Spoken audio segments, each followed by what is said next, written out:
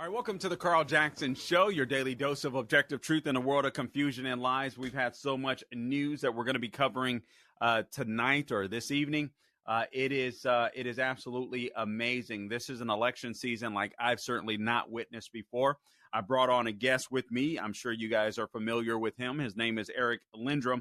He's a news columnist at AM Greatness or Am Greatness. So, Eric, welcome to the program. Thank you so much for having me on, Carl. It's always a pleasure to be here. All right, so we're gonna go through the gamut. I mean, this past weekend or last weekend we've seen just about everything from the RFK Jr. dropping out, Tulsi Gabbard endorsing former President Trump. We've seen the media just double down on helping out Kamala Harris more. More Tim Walz lies that have been exposed. Donald Trump's support amongst blacks has seemingly not decreased whatsoever with Kamala Harris jumping into the race and so much more. So anyway, let's get right into this. Actually, you wrote a couple of columns that I'd like to touch on here, Eric. One is it's called "Why It's Still Trump's Race to Lose." You did part 1 and part 2, so basically a series for those of you that would like to check out his work at amgreatness.com or amgreatness.com. If you go at any point of the day, you'll probably see several of Eric's columns up. I tell you this every time he's on. I honestly do not know how he does it. He's also co-host of the Right Take podcast. Eric, I'm not even sure where to start, but I think where I'd like to start is with this Afghanistan withdrawal, and then I want to touch on your kind of go back and forth, if you will, and touch on your column, because I think some of the things that we've witnessed, especially with this Afghanistan, I said withdrawal, I should call it surrender, 3-year anniversary. I think if we look at what President Trump was able to do on Monday, as opposed to what Kamala Harris and Joe Biden and Tim Walz all did in sending a letter, I think it speaks kind of to your column and why it's still Trump's race to lose. I think overall Trump has an advantage. Kamala Harris in this vague campaign that she's trying to run, stealing conservative ideas. In the long run, I don't believe it'll pan out as long as Trump does a great job in framing her. And I think I was a little disappointed at first, but I think they finally turned the curve. So give me your take on that real quick. And then I want to go into this Afghanistan debacle, Tulsi Gabbard endorsing him, and talk about your column as well. Well, I think 100% you're right that President Trump has been really good at controlling the narrative the entire time. You know, as soon as she usurped Biden and became the new nominee, of course, there was going to be all the noise from the media. As Steve Bannon would say, it's just noise. It's just media hype. That's all it is. He very quickly attacked her for, among other things, shape-shifting her racial identity. You know, he called out how she previously used to identify as Indian and then suddenly started identifying as black when it was politically convenient to do so. And of course, the media clutched their pearls. They were like, oh, that's so offensive. That's so racist. How could he say that? But at the end of the day, they were responding to him. He was controlling the narrative. Similarly, you then saw, of course, the attacks. Funny enough, you mentioned the Afghanistan withdrawal, as if veterans didn't need another reason to dislike the Democratic ticket right now. Because, of course, Tim Walz with his stolen valor scandal. And this was not just some, this is from a far-right source. This is something we could easily suppress. Multiple members of Walz's former unit called him out, including his former commanding officer and his chaplain. The military chaplain called him, quote, a coward. When your chaplain calls you a coward, you must have really messed up. So between that and now, as you point out, their complete indifference to the 3-year withdrawal, the 3-year anniversary of the disaster in Afghanistan, the bombing at Abbey Gate that killed 13 service members. Biden was off vacationing on a beach. That photo everyone was sharing around of him passed out on a beach on an umbrella, while President Trump is at Arlington Cemetery early in the morning of that day, laying a wreath with family members of the victims as well as survivors, wounded who were in wheelchairs and whatnot. It really just goes to show which of the two candidates is more committed to America's veterans and restoring America's military. President Trump said that when he spoke to the National Guard conference in Detroit, where, as you mentioned, former Congresswoman Tulsi Gabbard endorsed him. He vowed to clean out the corruption, all the remaining generals who were involved with the Afghanistan withdrawal. He would remove these diversity mandates from the military. he is clearly the pro-military ticket, especially with J.D. Vance, the Marine, as his vice president. It's all they could have asked for everything they could need to paint the Democrats as the anti-military ticket.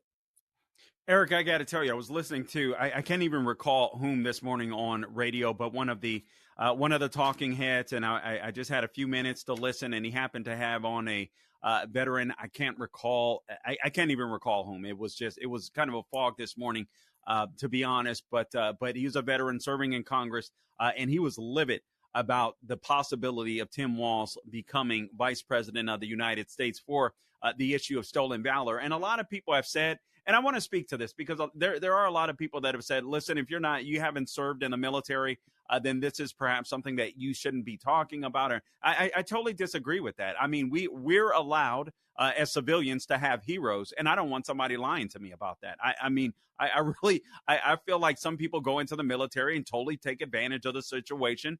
Some people go in and they're good soldiers, men and women. Some people go into the military and they come out heroes. And I don't believe that Tim Walz fits the bill in any one of those. So you can send a hate mail to Eric Lindrum. But no, just kidding. But really, that is the way that I feel. But when this military person put it into perspective in a way that I certainly could not, and he said, I would be, basically damned if I'm going to. Actually, he said, there's no one that I know that would be willing to serve under this guy. No, I mean, not a one person. If you think military recruitment is low now, we're getting more stories, more reports of military recruitment just falling off the cliff, so much so that the U.S. Navy has to set some ships to the side. He said, you ain't seen nothing yet. Nobody's going to want to serve under this guy, a guy that's in charge, that's guilty of stolen valor. Exactly, yeah. And as you said, the idea, some people may say, oh, if you're a civilian, if you never served in the military, you can't comment. I would just refer to an old saying where people would say, you don't have to be a chef to know when the food sucks, all right? I may not have served in the military, but I can still comment on these things. And again, we don't even need to worry about that because we have someone like J.D. Vance who did serve, who was able to call this out and say, yes, hey, I'm a Marine. I went and I served in the Middle East, and JD can say, he didn't lie about his about his combat experience. He went and served, and he's always been perfectly honest about what exactly he did when he was over there. And you can just tell, too, I love it. JD Vance has been such a great attack dog on the campaign trail, especially since Walz was picked. You can tell that JD is itching to debate Walz in the VP debate. He is ready to just go to the mat with this guy. And Walz, for all of his bluster, for all of his yelling and his vulgarity on the campaign trail, I get the sense that this guy is all bark, no bite, and he has no idea what he is in for when he debates J.D. Vance. Looking for an exciting career to start as early as this fall? Then consider the Ironworkers Local Union number 3. They don't go to the office, they build it. Apprenticeship testing dates are available daily by appointment. Call today at 412-471-4535. Now's the time to climb higher, secure your future, and develop the skills necessary to become an ironworker. Earn good paying, great benefits while establishing an exciting career, not just a job. Apply today. Visit IWLocal3.com. That's IWLocal3.com. Looking for an exciting career to start as early as this fall? Then consider the Ironworkers Local Union number 3. They don't go to the office, they build it. Apprenticeship testing dates are available daily by appointment. Call today at 412-471-4535. Now's the time to climb higher, secure your future, and develop the skills necessary to become an ironworker. Earn good paying, great benefits while establishing an exciting career, not just a job. Apply today. Visit IWLocal3.com. That's IWLocal3.com. I tend to agree with you for this reason, because leftists are never challenged. They're not challenged by the mainstream media on their viewpoints, so they're allowed to get away with murder. And honestly, I know on the debate stage, obviously, you have a biased media that's in the tank for Harris and Walz. But I do think that if J.D. Vance, and I think he can do it, if he can corner Walz, I think it'll be huge. Obviously, the decision for presidency will be made based upon Trump and Harris. But I do believe that you're right. I think J.D. Vance, at first, I was not impressed with him. His first week or so out, I've become increasingly impressed with him. And I think he does an amazing job, particularly in front of the mainstream media, and getting that narrative out. There is a video clip that I'd like to play. I'm not sure if we have enough time to play it. But Gabe, I'd like to play video clip number 1 just to remind the viewing audience of what it looked like, the third anniversary of the 13 American service members that were killed at Abbey Gate as a result of the Biden-Kamala Harris policies. If we could roll clip number 1, Gabe, I'd appreciate it. Okay. All right. So we'll have to save that for the next segment. I just want to give people the comparison of President Trump and then Vice President Kamala Harris basically taking credit for the disaster that occurred at Abbey Gate. So we'll share that with you for the next segment. We have about a minute left in this segment. Eric, why don't we do this? Why don't we just briefly talk about what your columns are about, why it's still Trump's race to lose. If you can just give us a tease before the break, and then we'll go into it in the next block here. Basically, both of my columns are all about taking a look at the fundamentals of the race, not the very, very flimsy, trendy things like polls or even betting odds, which basically are just as flimsy as the polls. They mostly just follow the polls. I'm all about looking at the electoral math, that map, the path to 270. I'm about looking at, yes, the impact of third-party candidates not named Robert Kennedy Jr. You know, he dropped out, but he was not the only third-party candidate. There are others who are going to have an impact on this race as well. And those all bode, the fundamentals of third-party candidates bode horribly for the Harris-Walz ticket in November. That is very interesting. And you're right. Not a lot of talk about, Cornel West. Not a lot of talk about Jill Stein, but Jill Stein is still a thorn in the side of the Democrat Party. There's no doubt about it. And RFK Jr., I'm not as convinced as many that he's going to have this huge impact that some of the polling seems to suggest right now. I hope that I'm wrong, but I actually do think he'll have an impact in another way, in which in at a later date, closer to the election, that I do think will benefit Trump. So anyway, we'll talk about that on the other side. You're listening to the Carl Jackson Show. We'll be right back. Joined by my guest, Eric Lindrum. He is with Am Greatness, a columnist there. He does a great job writing there, so check out his columns at AM Greatness or amgreatness.com. Also, Eric, he's the co-host of the Right Take podcast. Tell people quickly where they can find you online. As you said, Carl, they can find my writings at amgreatness.com and on X, formerly known as Twitter, at The Right Take Pod. The Right Take Pod. Okay, so before we went to the break, I just want to wrap up talking about this Afghanistan withdrawal. Of course, 13 service members that were killed as a result of the Biden-Harris surrender. The Taliban secured billions of dollars worth of our equipment. Just recently had a parade showing off that equipment that Biden and Harris left behind for the Taliban. I mean, just an absolute sad feat. Biden has never, from what I understand, correct me if I'm wrong, Eric, has never contacted the family members of those fallen soldiers.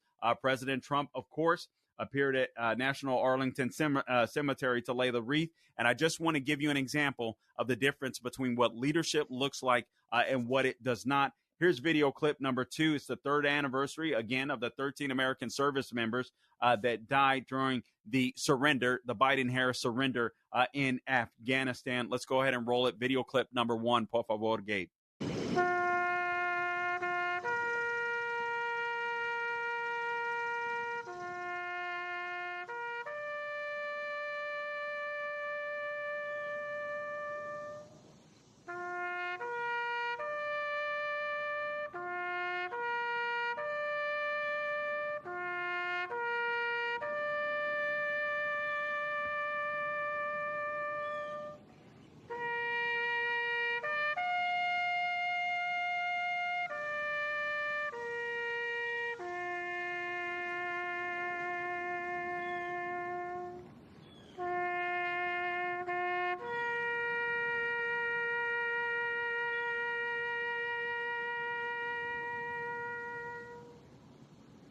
Eric, I wanted you to see that, and I want those in the viewing audience to see that, because this is a very important time in history. This is when Joe Biden's polls started to crater. The media were doing their best to guard this guy and say he was the greatest thing since sliced bread. We all know he had dementia then too, but they were trying to say how great his policies were, Inflation Reduction Act, Green New Deal, all that kind of stuff, basically, that they were passing in the name of the Inflation Reduction Act. I want to juxtapose that video to what we're getting ready to watch now, and then I want to get your take on it. Video clip number 2. This is Kamala Harris, who apparently is ready to go on day one if she's elected president, despite the fact that she was here in, what was this, July or August of 2021, talking about she was the last person in the room when it came to the disastrous surrender in Afghanistan. Video clip number 2, please, Gabe. You just made a really big decision. Afghanistan. Yes. Were you the last person in the room? Yes. And you feel comfortable? I do. And I'm going to add to that. This is a president who has an extraordinary amount of courage.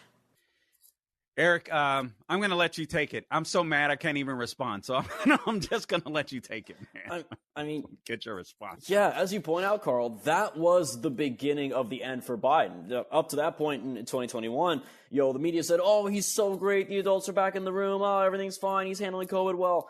And then along came the biggest national embarrassment in modern history, as President Trump says correctly, and his polls cratered, and they couldn't cover for him. He was receiving bipartisan criticism, international criticism. It was one of the biggest failures in the history of American foreign policy, and he couldn't run from it. And he never really recovered. The polls just continued going down from ever since then. And for Kamala Harris to run, and anytime she says, I'm going to do X, I'm going to do Y, she's already in power. She's the vice president, and for all intents and purposes, she's the acting president right now, because Biden, again, is passed out on a beach in Delaware somewhere.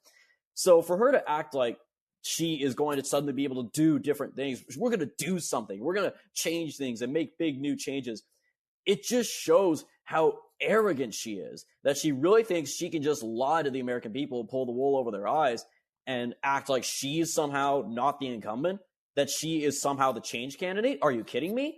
It's an insult to the American people, and yes, it is an insult to America's troops, and especially those who died, and their families, and those who survived as well. Eric, you just touched on a point I'd like to hear the Trump campaign hone in on and do a little better job of targeting, and that is simply not just that she's been in office since January of 2021, but essentially right now, if people don't enjoy what they're experiencing as far as the economy is concerned, as far as inflation and gas prices and food prices and what we see happening in the Middle East, they can blame Kamala Harris for it because she's the only one in the White House that is coherent. Joe Biden certainly isn't. So she's the acting president as far as I'm concerned.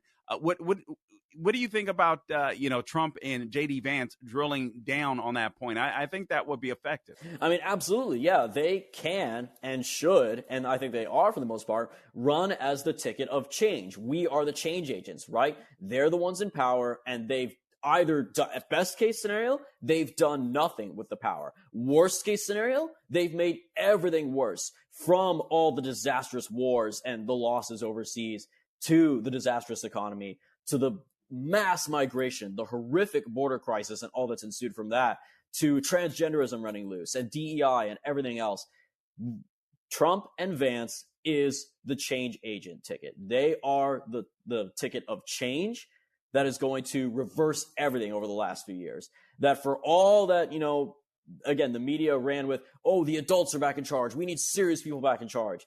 This is what serious people being in charge looks like. I'm not sure if I like that very much, Carl, and I think a lot of the American people don't like it much either. And they will see through a lot of the media's lies, I think, as they already have, especially since, Elon purchased Twitter and made it X, and now it is more free speech than ever before. I think a lot of people are going to see the truth. And if nothing else, all they need to do is look at their own bank account, look at their receipt from the grocery store, look at their receipt at the gas station, and see how much worse it is after 4 years of, quote unquote, the adults being back in charge. No doubt about it. Let me get your take on this. Tulsi Gabbard obviously comes out and endorses Trump. She endorsed him before when he was running against Biden. She endorses him now running against Kamala Harris. And listen, again, I'm not a big fan of Tulsi Gabbard's policies, but I love Tulsi Gabbard's courage. And I do think that this endorsement along with the RFK Jr. endorsement, and I'd like to get into that with you a little later, more deeply with RFK Jr., especially as it relates to your columns. But this Tulsi Gabbard the endorsement, what impact do you think it may or may not have on the race going forward?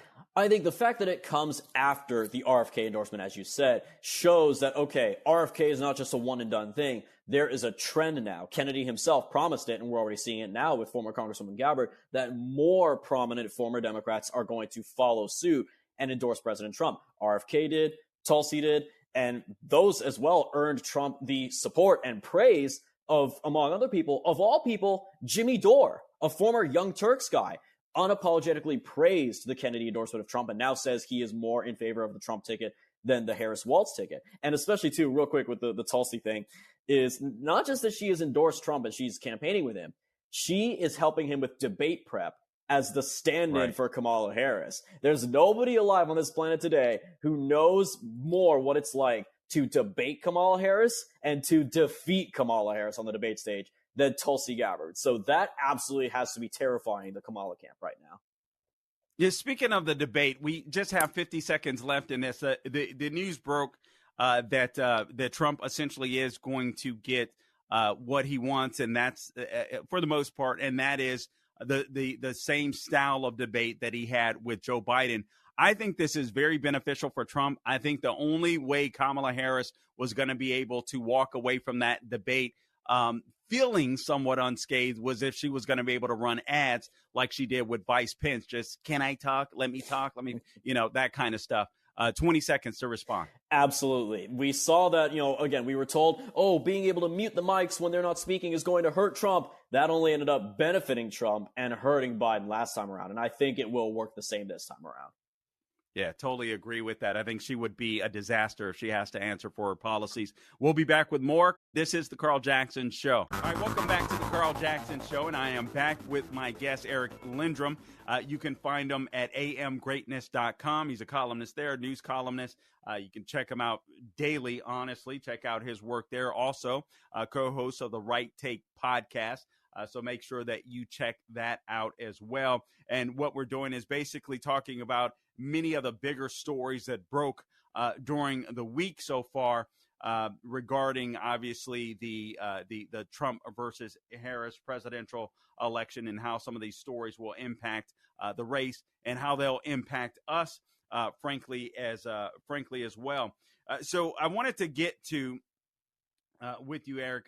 Again, you had touched on your columns. You have done a part one and a part one and both a part two. And this is still Trump's race to lose. Again, just go into a little more detail about what you mean by that, because you talked about the electoral map. You talked about some of the other names that are not RFK Jr. That are in the race and how they might impact the race. So talk to the audience about that.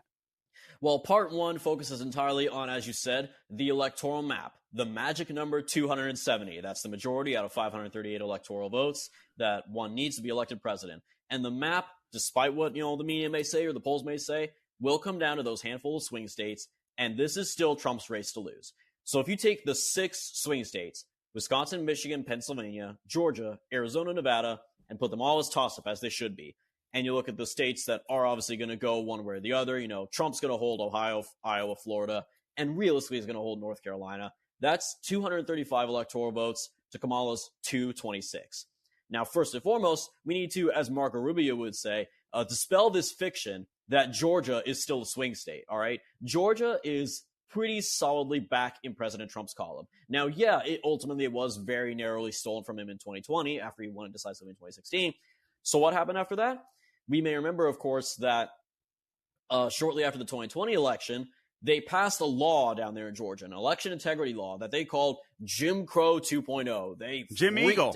Eagle. They said that this law was racism on steroids. This is going to stop all black people in Georgia from voting. This is horrible. The MLB pulled their all-star game out of Atlanta out of protest. Democrats sued to try to get the law overturned.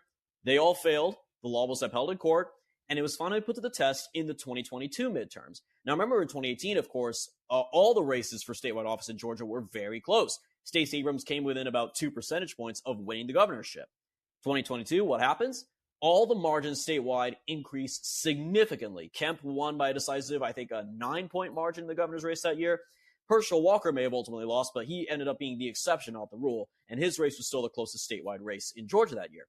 So between that, which obviously did a good job cleaning up their voter rolls and securing their elections more, and then people talk about, oh, well, Trump and Governor Brian Kemp have really bad blood. Not true anymore. Yeah, Trump recently did kind of call out Governor Kemp on Truth Social and held his feet to the fire. Then we heard reports from Breitbart that behind the scenes, Governor Kemp told Senator Lindsey Graham and a few others that he is going to devote his entire political machine to getting President Trump reelected and to winning him the state of Georgia.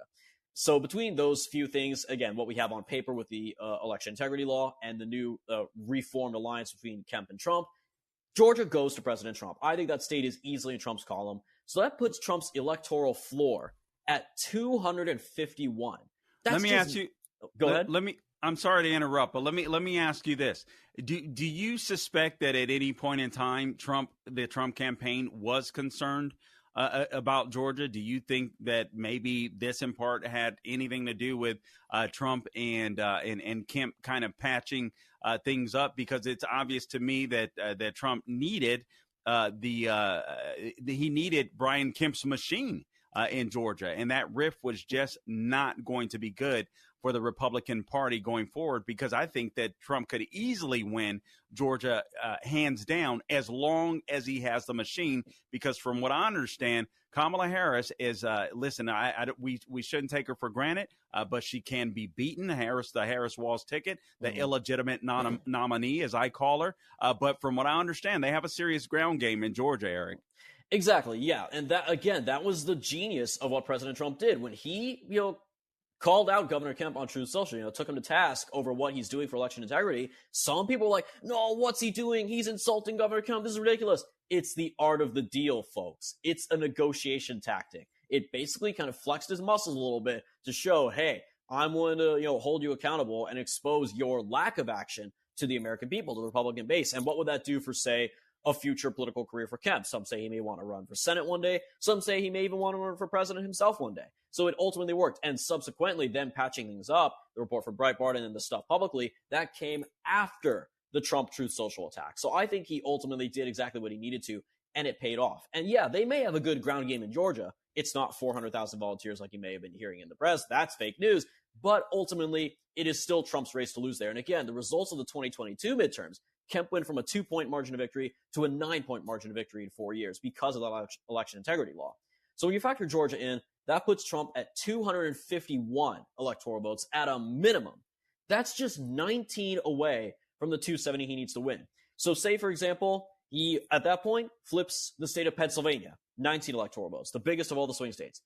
Boom, call it in. It's done at that point. That's exactly 270 electoral votes. He doesn't even need Michigan, Wisconsin, Nevada, or Arizona. But of course, maybe he could lose Pennsylvania, but then win Wisconsin and Arizona. That would put him at over 270. Wisconsin and Michigan. There's a variety of combinations here. It's like a great big puzzle with multiple pieces. At the end of the day, President Trump has way more paths to 270 than Kamala Harris does. He only needs to win maybe 2 or 3 of these swing states. Kamala Harris needs to basically win all of them, and I think she knows that. And that's why they're panicking. They may pretend like this is still her race. They may project arrogance outwardly, but internally, they're definitely panicking. Yeah, and this is a woman, again, she does not want her policies to be exposed. We'll play you some videotape here shortly, but this lady is a radical. Make no mistake about it. She's in part to blame for Proposition 47. The videos that we watch when we watch these people just busting into stores, jewelry stores or department stores and stealing all of this stuff, and they can just run out with this stuff because she helped to codify a law, to write or underwrite a law, Proposition 47 in California, where these thieves can steal up to $950. And who's going to count the price tag? So obviously they're stealing more and just get away with this stuff. Kamala Harris, in part, is to blame for the downfall of San Francisco and the state of California. And so as these positions are exposed, she's going to be found out. And I'm sorry, this nonsense that she's associated, she's down with blacks, she's down with the struggle, and she somehow, listen, I have I have no qualms with people that have lived a life where of wealth. Don't sit here and tell me that this chick knows what it's like to live in the hood when her mother was a PhD in cancer research and her father was a PhD. Please give me a break. That's complete and utter nonsense. All right, so let's go to your second column, basically part 2, Eric. It's still Trump's race to lose. Talk to us about that. We got about 2 minutes. So in this one, I focus primarily on 2 aspects.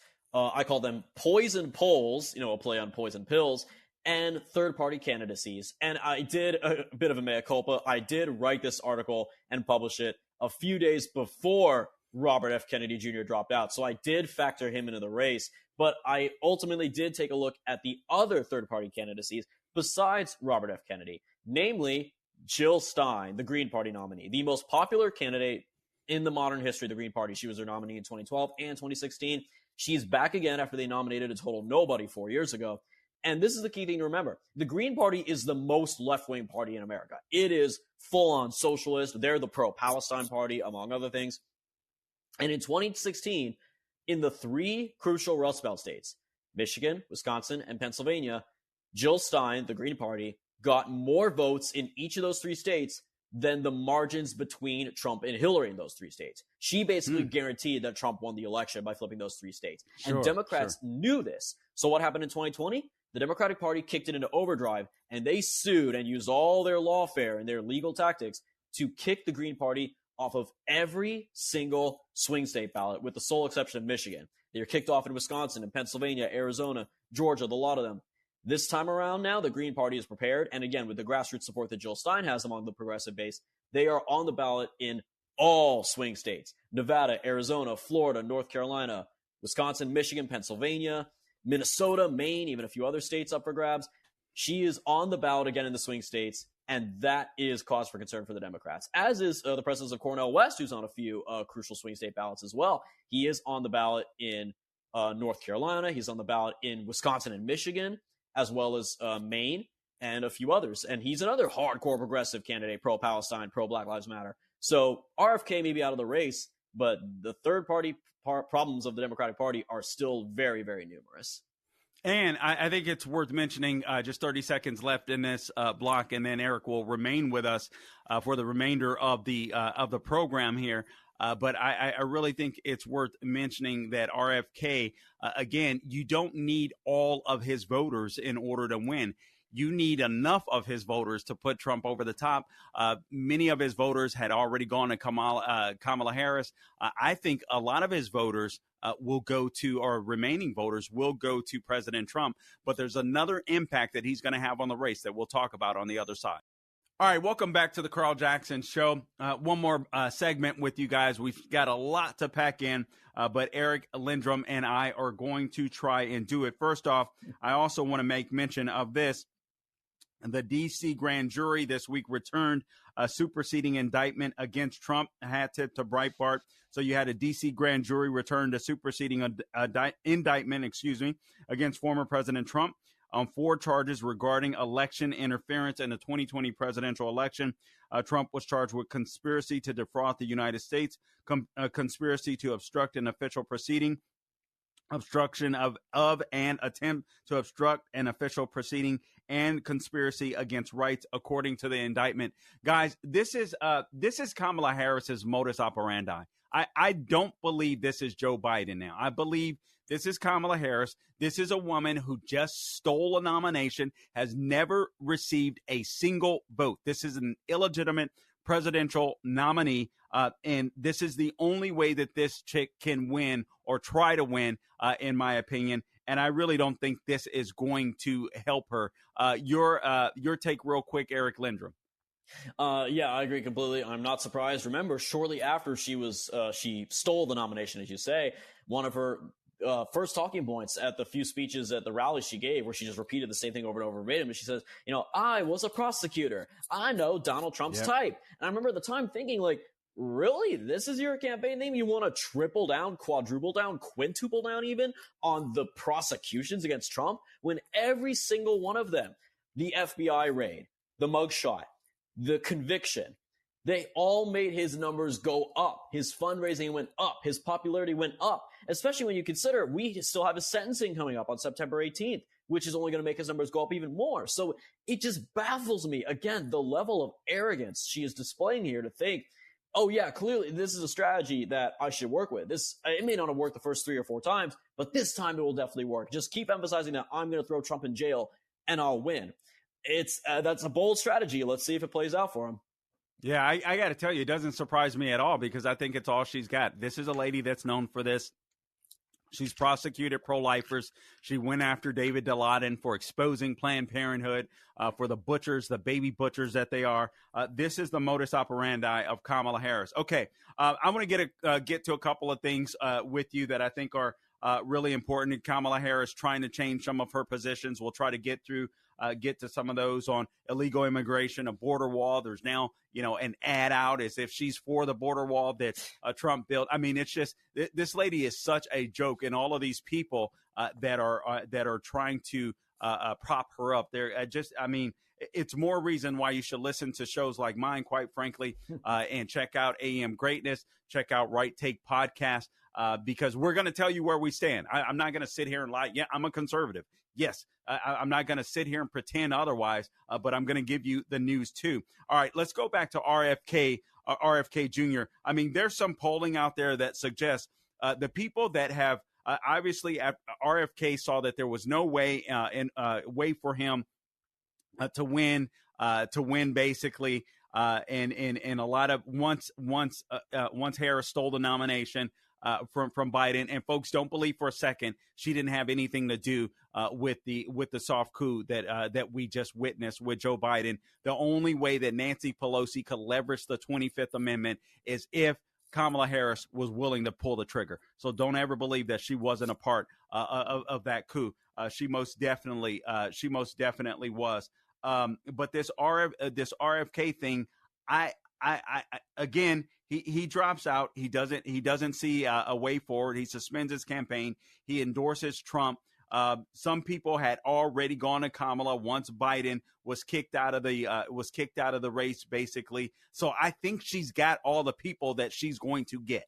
But now with RFK coming out, again, I don't think the numbers will be huge, but I do think it'll benefit Trump in the long run. And I want to get your take on this. And you have some things that you want to share about RFK Jr. as well, Eric. But I want to get your take on this. I think how this RFK Jr.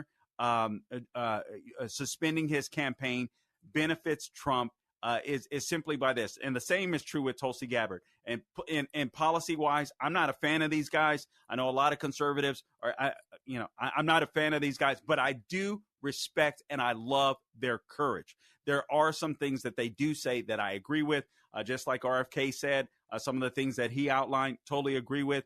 And I'm okay with liberals that disagree with me as long as they're with me on the fundamentals of the Bill of Rights. Then I'm completely good. Here's how I think RFK benefits the race, Eric.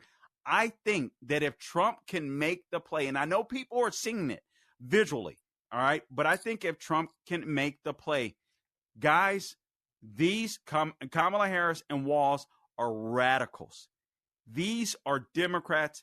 These are liberals. We can agree to disagree on issues, and then we can agree on other issues. We're the people that are uniting the country. What say you, Eric?